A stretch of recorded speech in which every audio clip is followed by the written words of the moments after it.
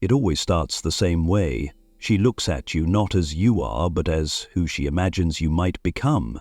You feel it in her eyes, don't you? That flicker of warmth, or is it control? At first it feels like magic, like destiny. You believe you've been seen in a way no one else ever saw you before. But slowly that feeling begins to rot. What started as affection becomes confusion. What felt like emotional safety now feels like you're being pulled into a storm you don't understand. You're not crazy, and you're not weak. You're caught in a psychological pattern that Carl Jung spent his life warning us about. You've fallen not for a person, but for a projection. An illusion crafted by your own psyche and reinforced by hers. You've mistaken emotional manipulation for intimacy, and now you don't know how to get out.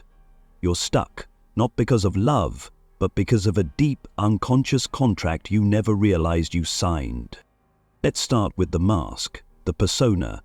Jung called it the social face we wear to function in the world. It's not inherently bad. Everyone uses a persona. You use one at work, with your family, with strangers. But the danger is when the mask replaces the face, when the performance becomes your identity. Some people master their persona so well that they no longer know who they are without it. And here's the twist. Some women weaponize the persona, intentionally, or she becomes the dream you've always longed for. Sweet, empathic, innocent, the girl who listens, who understands, who just wants to love you. But it's not real. Not all of it. Because behind that carefully curated softness may be a storm of unmet needs, emotional instability, or even a hunger for power disguised as vulnerability. And you walked straight into it. Not because you're stupid, but because your own unconscious was already looking for her. That's where the anima comes in. Jung taught that every man carries within him a feminine archetype, an image of the ideal woman, shaped by childhood, mother wounds, suppressed emotion, and cultural ideals. This is the anima. And when the anima is immature or unexamined, it leads men to project that inner image onto real women. You don't fall in love with who she is. You fall in love with who she represents to your unconscious mind. She becomes your muse, your salvation, your mirror. And you will ignore red flags, betray your instincts, and rationalize the irrational, because you're not relating to her as she is. You're relating to your own wound, disguised as a woman. That's why her silence devastates you. That's why her praise lifts you higher than it should. That's why her chaos keeps you addicted. You're not reacting to her. You're reacting to the collapse of a fantasy you didn't even know you were living in. Now let's talk about her shadow, the parts of herself she hasn't faced. Jung said that the shadow is everything we deny, repress, or disown within ourselves. For some women, especially those raised in environments where emotional performance was rewarded, the shadow grows silently. It holds unexpressed rage, insecurity, envy, control, abandonment wounds, and when it's not integrated, it doesn't disappear. It gets projected on you. You become the lightning rod. Her emotional volatility becomes your responsibility. Her unhappiness becomes your fault. You're accused of being distant, cold, inattentive, even when you're doing everything to stay connected, and when you try to express your truth, you're gaslit. The problem isn't the situation, it's how you feel about it. The facts don't matter, the frame does. You begin to question your own memory, your sanity, your instincts.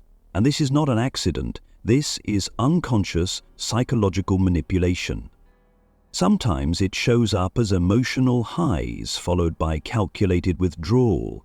Sometimes it's guilt, so subtle, so innocent, that you start apologizing for things you didn't even do.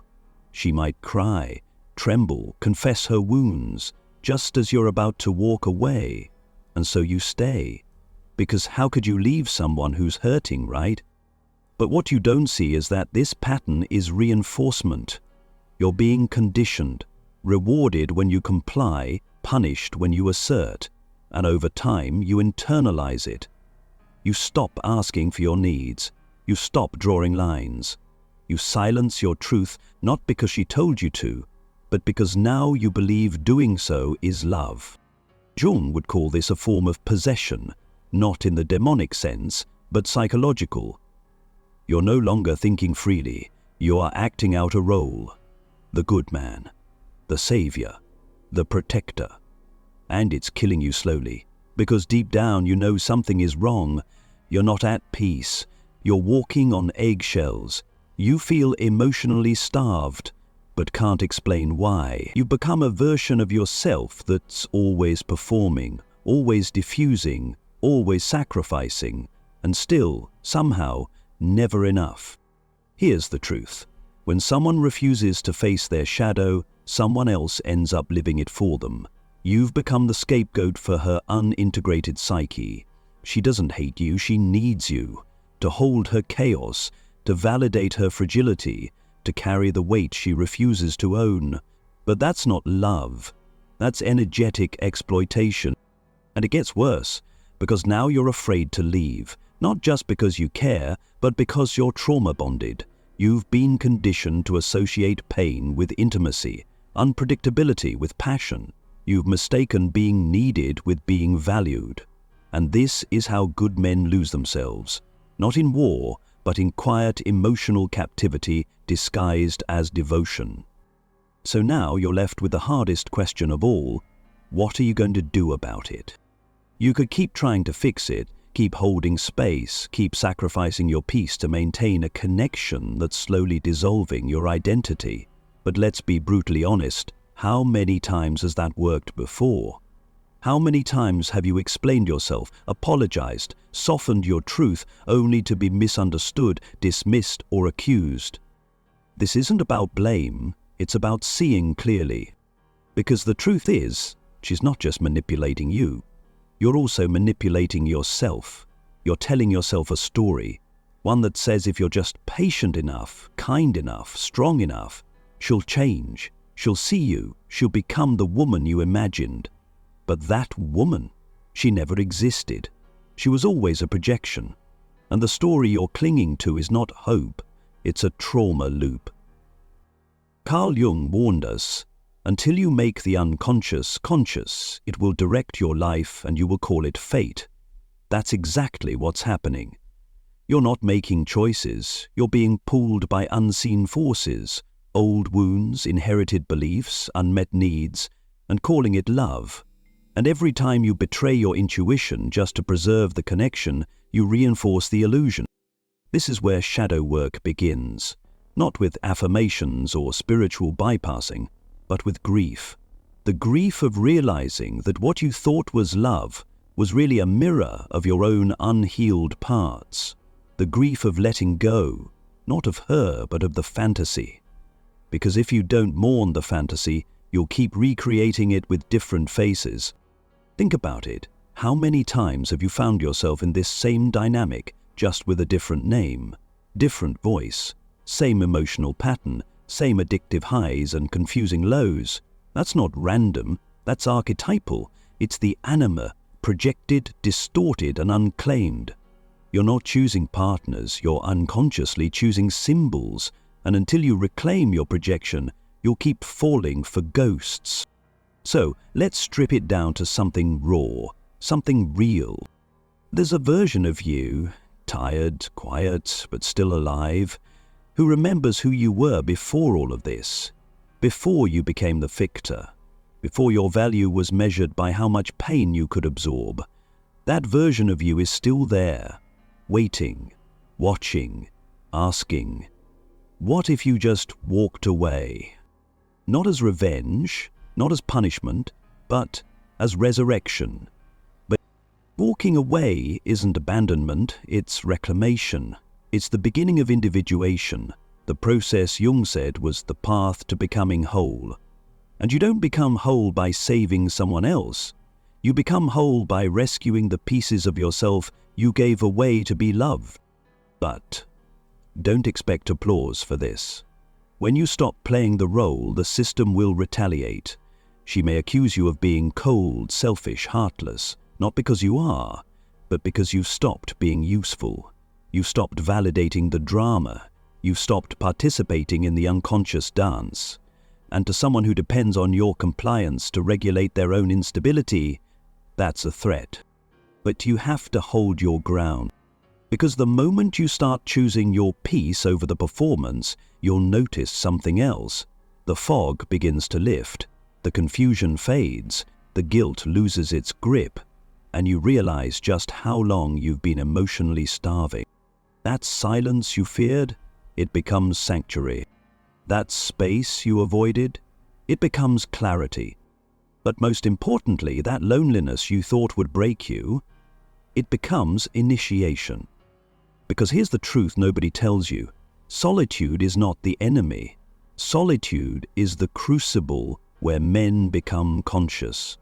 When the noise stops, you begin to hear yourself again. Your voice, your pain, your truth. And for the first time, you stop chasing love and start creating boundaries. You start seeing people not for who they could become, but for who they actually are. You stop trying to heal what doesn't want healing. You stop sacrificing your integrity just to maintain connection. And in that moment, something inside you clicks. This isn't about her anymore. It never was. This is about the parts of you that believed suffering was the price of love. The part of you that confused devotion with self-abandonment.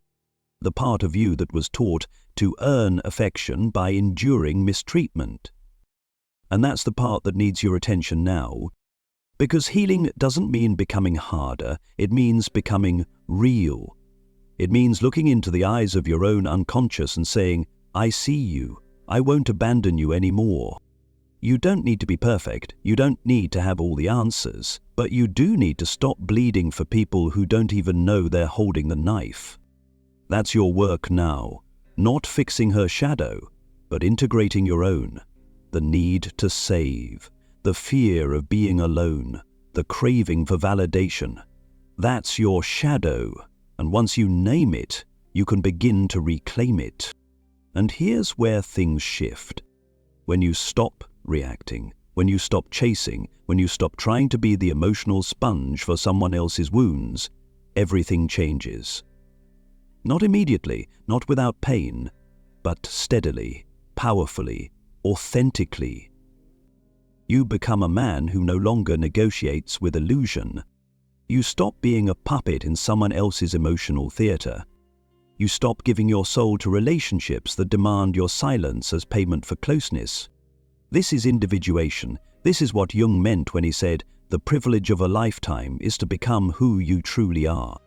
Not who she wants, not who society applauds, but who you were before the masks, before the roles, before the survival strategies. That man, he's still there, but he's waiting for you to stop running from the truth, waiting for you to choose freedom over fantasy, waiting for you to remember that you were never born to be a mirror for someone else's shadow. You were born to reflect the truth of your own soul. And the woman who's meant for you, she won't need you to forget yourself to love her. She'll meet you where you are, not as a rescuer, not as a fantasy, but as a man who finally woke up.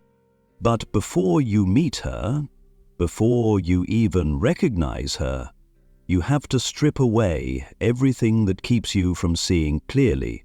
And that starts with confronting your conditioning. Because let's face it, you've been taught since boyhood to associate your worth with how well you provide, protect, or perform. You were praised for suppressing pain, for taking the hit, for being the emotional anchor no matter how deep the storm got. You learned that love had to be earned, that being chosen meant proving yourself, and so you kept chasing relationships that mirrored that same emotional arrangement. Ones where your silence was praised, your compliance was rewarded, and your needs were secondary. That wasn't love, that was psychological training. Jung said, the most terrifying thing is to accept oneself completely. But what if that acceptance also meant letting go of everything you were conditioned to be? Letting go of the good guy mask, letting go of the protector archetype, letting go of the savior role. These roles gave you purpose, but they also kept you in chains, because when your identity is tied to being needed, You'll always be drawn to people who need saving, not partners, dependents. So when she pulls away, when she stops needing you the way she used to, what happens? You panic. You escalate your efforts. You offer more of yourself, hoping that by giving more you'll get something back. But all you get is emptier. This is the erosion Jung warned about. When the psyche is split, when the persona overcompensates and the shadow remains unintegrated, you lose your center. You begin to operate from fear, not from wholeness. And that's when you're easiest to manipulate. A woman who hasn't faced her shadow will sense this. Maybe not consciously, but energetically. She'll know which emotional strings to pull, which tones to use, which silences to weaponize. She might not even mean to hurt you, but she's trying to soothe herself through your pain, and you're trying to feel worthy by holding her. That's not partnership, that's mutual dysfunction. And here's the brutal truth. If you stay in that dynamic long enough, you'll forget who you were before it started. You'll forget how to recognize healthy love. You'll begin to believe that intensity is proof of depth, that unpredictability is romantic, that peace is boring. That's the trauma bond talking, and unless you break it, it will follow you into every new connection you try to create. Breaking it doesn't mean you stop loving her, it means you stop abandoning yourself. You stop silencing your instincts when they scream that something is wrong. You stop apologizing for your boundaries. You stop believing that your emotional depletion is a small price to pay for keeping the peace. But let's be real, it won't feel empowering at first. It will feel like death. Because, in a way, it is. It's the death of the old self, the one who was always available, always pleasing, always absorbing. That self dies when you stop rescuing, stop over-explaining, stop betraying your truth for a moment of artificial harmony. And in that silence, where the noise used to be, you begin to feel something else. Not anger, not bitterness, but clarity. The kind of clarity that only comes when you realize that peace isn't found in the arms of someone who needs you to be less. It's found in the parts of yourself you buried trying to earn love, that should have never had conditions. So let's ask the real question now. Who are you without the projection? Who are you when you're not being her hero? When you're not rescuing? When you're not being punished with silence or rewarded with attention? Do you even know? Because that's the most terrifying part of all. The empty space that opens up when you stop being someone else's emotional lifeline. But that space isn't emptiness, it's potential. It's the beginning of individuation. Jung said that individuation is the process of integrating all parts of the self, the light and the dark, the known and the repressed. It's not about becoming perfect, it's about becoming whole. And that means facing the parts of you that fell for illusion, not with shame, but with understanding, because they weren't stupid, they were starved. Starved for connection, meaning, intimacy. And the manipulative dynamics you endured weren't just toxic, they were seductive. They offered validation where you had voids, they gave purpose to your pain. But now you see it, and once you see, you can't unsee. Now the work becomes integration. You stop idealizing the past, you stop demonizing her, you stop blaming yourself, and you start asking the right questions. What part of me needed to be needed? What did I ignore in myself to stay connected to her? What truth did I silence in exchange for temporary affection? This is where the healing begins, not with answers, but with better questions. And the next time you meet someone, because you will, you won't just see her face, you'll see the energy beneath it. You'll feel whether her softness is grounded in awareness or masked volatility. You'll know whether her vulnerability is an invitation to connect or a trap to control. You'll recognize projection, and you'll no longer be a slave to it. Because you've done the work, you've sat in the fire, you've faced the illusion, and now, finally, you're choosing reality. Not perfection, not performance, just reality. The kind of love that doesn't require you to disappear. The kind of connection that begins not in fantasy but in truth. You'll realize then that real love doesn't need to be earned through suffering. It meets you where you are, and it doesn't demand your self-abandonment as proof of your loyalty. Jung said, wholeness is not achieved by cutting off a portion of one's being, but by integration of the contraries. That's what this is. Integration. Not rejecting the part of you that loved her, but integrating it, not erasing the past, but using it as a mirror. Not closing your heart, but making sure that next time you don't open it to someone who treats it like an echo chamber for their unresolved wounds. You'll stand taller, not because you've become harder, but because you've become real, rooted, sovereign, unapologetically whole. And now that you're standing in this new awareness, something else becomes crystal clear. The silence that used to terrify you, the space where her chaos once echoed, is no longer a threat, it's a sanctuary. You're no longer addicted to the noise, to the emotional turbulence disguised as passion. You're beginning to crave stillness, truth, depth that doesn't come with destruction. This is where most people falter, because the moment you disconnect from the emotional high-low roller coaster, the withdrawal begins. Just like any addiction, you'll feel the pull, the need to reach out, the impulse to check in, to make sure she's okay, to see if maybe, just maybe, she's changed. But let me be blunt, that's not about her.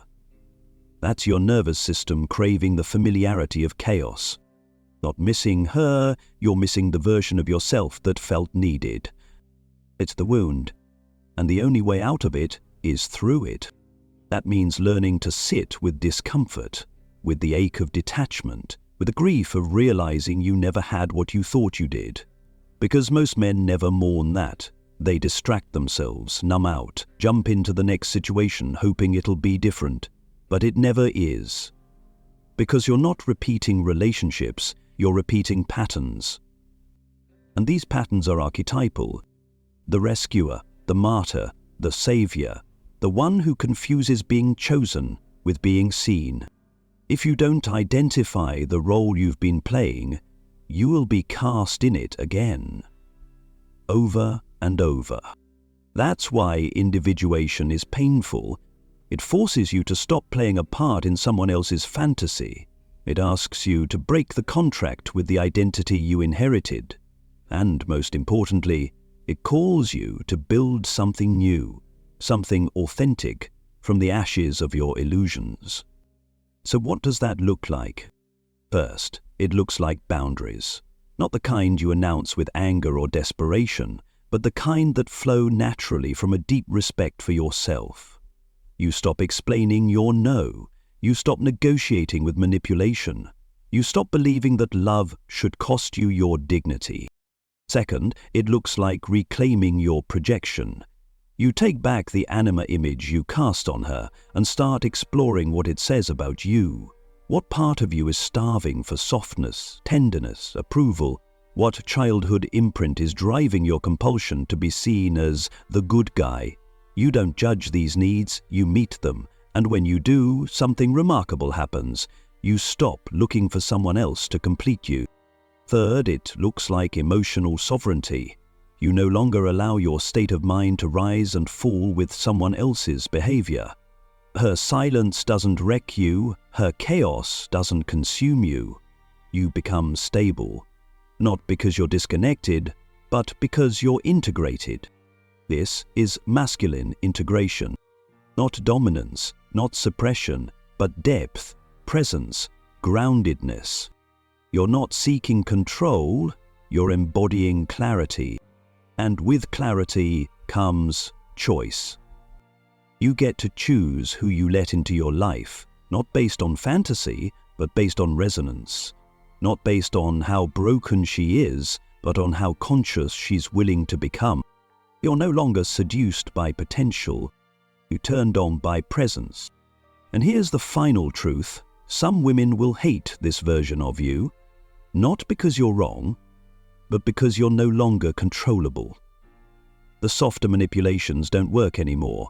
The guilt trips fall flat. The emotional theatrics meet stillness instead of reaction. You've unplugged from the drama. And to someone who relies on it to feel alive, that's infuriating. But that's not your problem anymore. Your job was never to make yourself small enough to be palatable. Your job was to become whole enough to be real. And now you are. So, what happens next?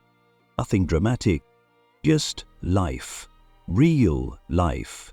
The kind that isn't dictated by emotional whiplash. The kind where your decisions come from alignment, not trauma. The kind where your love is offered, not extracted. You may find yourself spending more time alone, but you'll notice the loneliness doesn't sting the way it used to.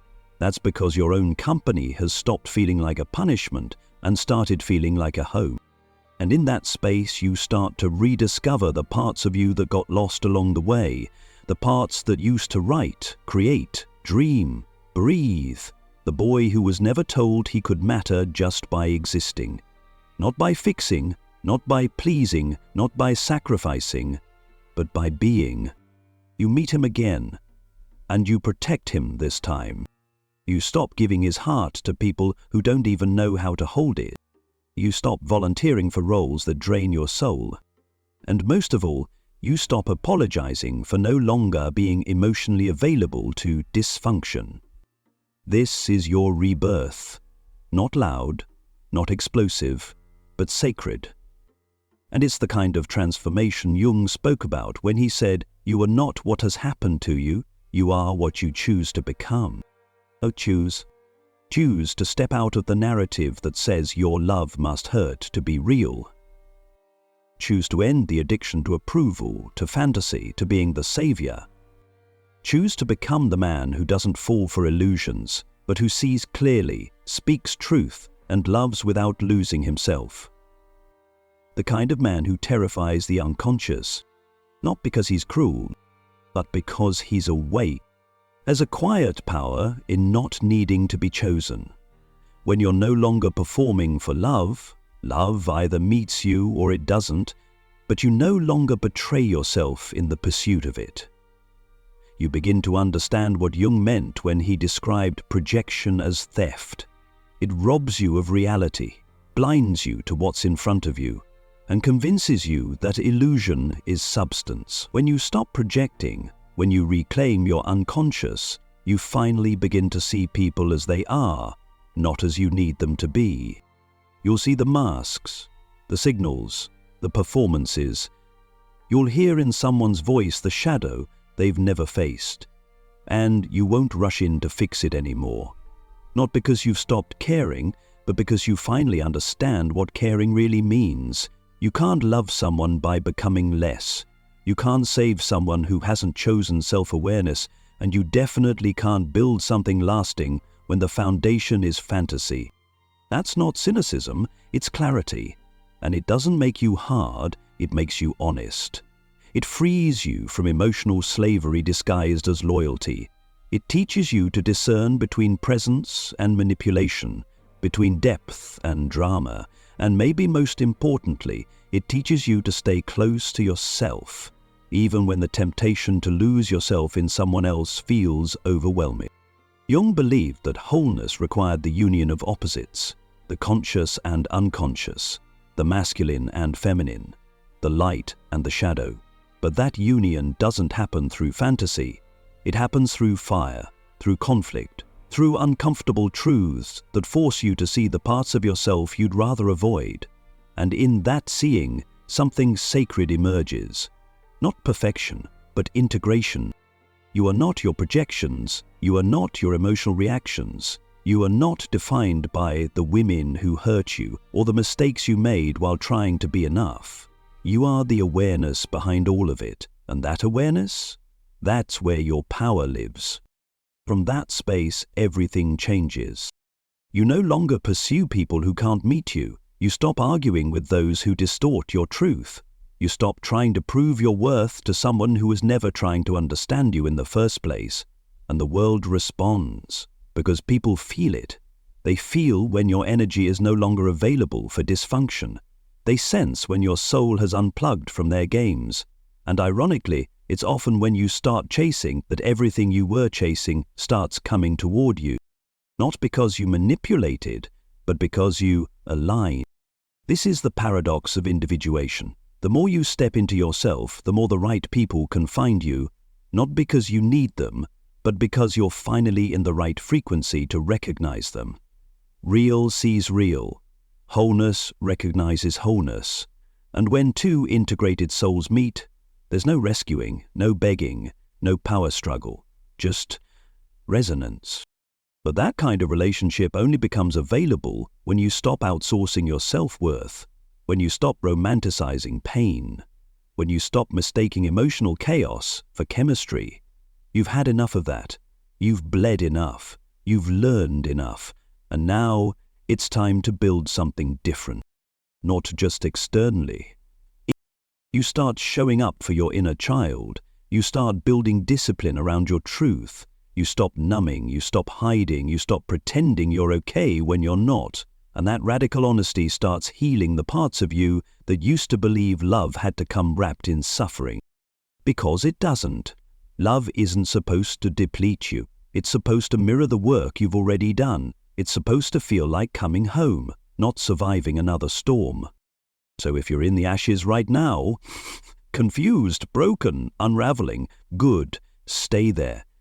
Feel it. Don't rush to rebuild. Let the fire burn away the fantasy. Let it cleanse the addiction. Let it teach you what you never had the safety to learn before. That your value was never in how much you could endure. It was always in how deeply you could see. See the pattern. See the lie. See yourself. Once you do, you'll never go back. You won't need the chaos. You won't crave the validation. You won't offer your soul to be seen as lovable. Because now finally you love yourself enough to stop bleeding for people who feed on your wounds. You've done the work. You've sat in the darkness. And now you walk in light, not as performance, but as presence. So let them call you cold. Let them say you've changed. Let them mock the silence you now carry with pride. They don't understand what you've been through, but you do, and that's enough.